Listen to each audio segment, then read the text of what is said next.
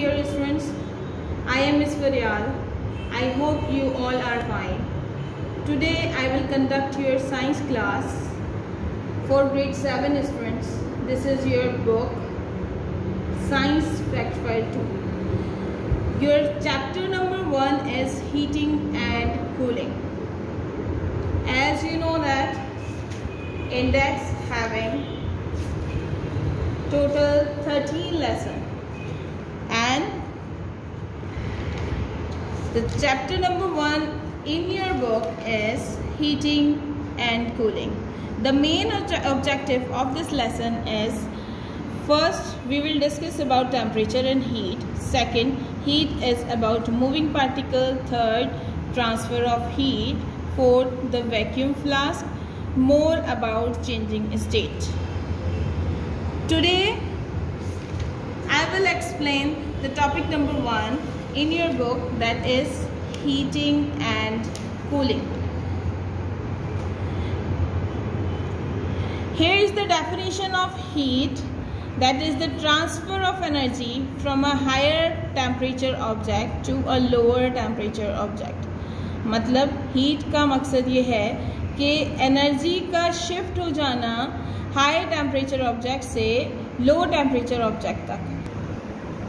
The definition of heat is the transfer of energy from higher temperature object to a lower temperature object. The unit of heat is joule और किलोजोल. ये दोनों ही unit इस्तेमाल होते हैं heat को major करने के लिए. देन उसके बाद हीट को जानने के लिए हमें टेम्परेचर का पता होना ज़रूरी है.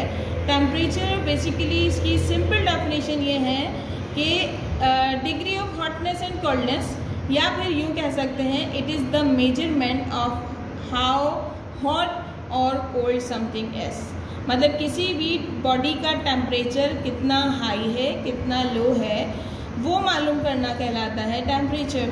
टेम्परेचर हम मालूम करते हैं डिग्री सेल्सियस में, जिसको हम इस तरह डिनोट करते हैं. डिग्री सेल्सियस सी के ऊपर एक डॉट आ जाता है, और जो इक्विपमेंट यूज़ होता है टेम्परेचर मालूम करने के लिए उसे कहा जाता है थर्मोमीटर. हाँ. Your next definition is absolute zero. That absolute zero is the point where the heat energy of your body becomes zero or freeze. जहाँ पार्टिकल्स की मूवमेंट ज़ीरो हो जाए, बिल्कुल मूव ना करें और बहुत मूव ना करने में बहुत टाइम गुजर जाए, तो उस टेम्परेचर को कहा जाता है, उस पॉइंट को कहा जाता है absolute zero. The definition written in your book that is the temperature at which the particles stop moving और the material has no heat energy called absolute zero. अच्छा, ये डिग्री सेल्सियस वाला जो स्केल है उस पर ये -273 पर एब्सोल्यूट ज़ीरो होगा, और केल्विन वाले पर ये होगा 0 केल्विन पर ये एब्सोल्यूट ज़ीरो के पॉइंट के बराबर होगा. देन उसके बाद आपके बुक का दूसरा टॉपिक है heat as about moving particle. Heat का मकसद ये है कि पार्टिकल्स की मूवमेंट के बारे में पढ़ना, जिसमें हम काइनेटिक थ्योरी को एक्सप्लेन करने लगेंगे. काइनेटिक थ्योरी में ये बयान किया जाता है कि movement of particle totally depend upon the temperature rises और फॉल. जैसे जैसे टेम्परेचर बढ़ता रहेगा वैसे वैसे मूवमेंट बढ़ती रहेगी पार्टिकल्स की. As you know that state of matter 3 होते हैं, सॉलिड, लिक्विड एंड गैस. तो उनके जो पार्टिकल्स की जो मूवमेंट है उन मूवमेंट के अकॉर्डिंग ही हम डिसाइड करते हैं कि कौन सा स्टेट ऑफ मैटर वहाँ अवेलेबल है.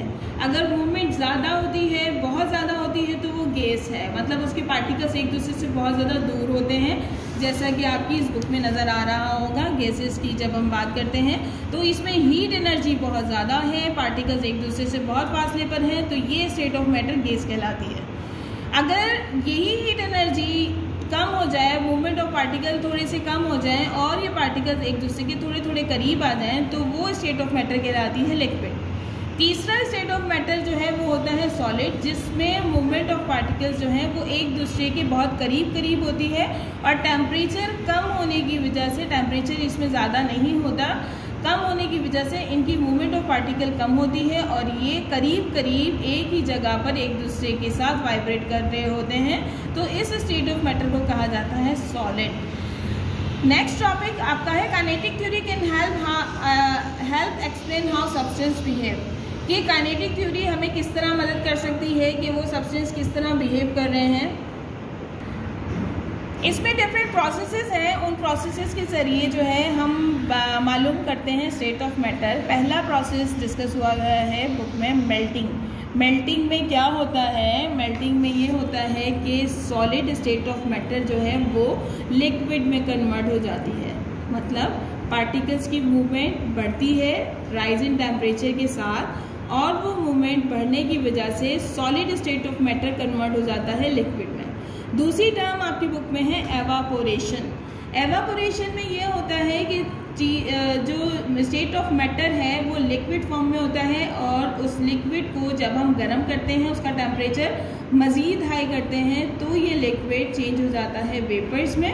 वेपर्स या गैसियस फॉर्म में ये कन्वर्ट हो जाता है और एटमॉस्फेयर का हिस्सा बन जाता है। अगर वो पॉट लिड ना हो, उसके ऊपर कवर ना हो, तो ये वेपर्स जो हैं एटमॉस्फेयर का हिस्सा नहीं बनते, फिर ये वापस आ जाते हैं कंडेंसिंग वाले प्रोसेस में। इस कंडेंसिंग में क्या होता है कि वो जो वेपर्स जिसका टेम्परेचर बहुत हाई था, जब वो उसके ऊपर कवर हुआ होगा, तो इन वेपर्स का टेम्परेचर वापस से फॉल डाउन होगा।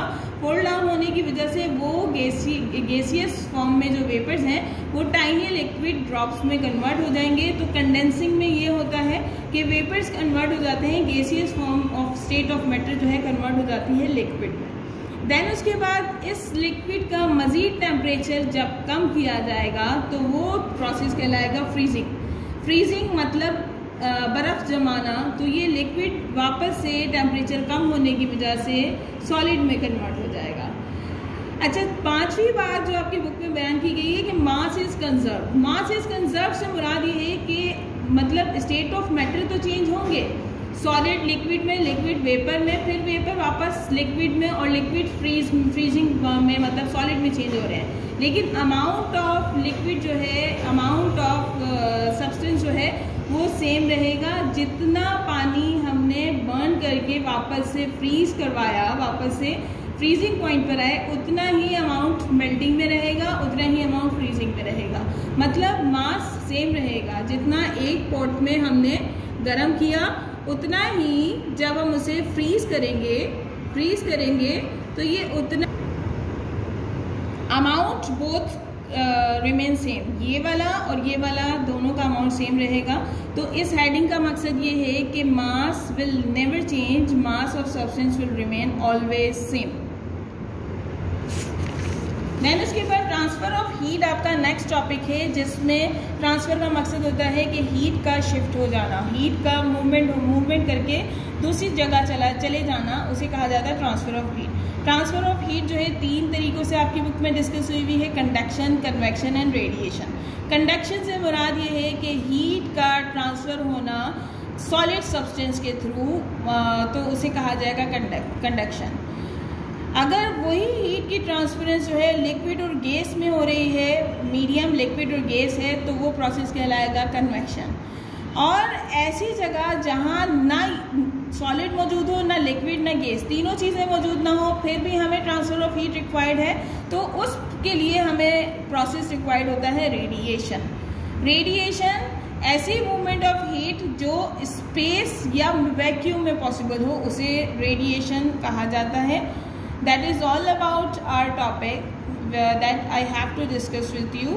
That is all about your topic. Please do read of these lessons. Here I am going to share your fair work that you have to attempt in your notebook, and your hard copy will also provided by the campus of Smart School. Your parents will collect it by the management of Smart School. Here is the question number 1. These terms you have to note down in your notebook. 4 is here and the remaining 6 is here. तो total ये हो गई 10 definitions आपने लिखनी है।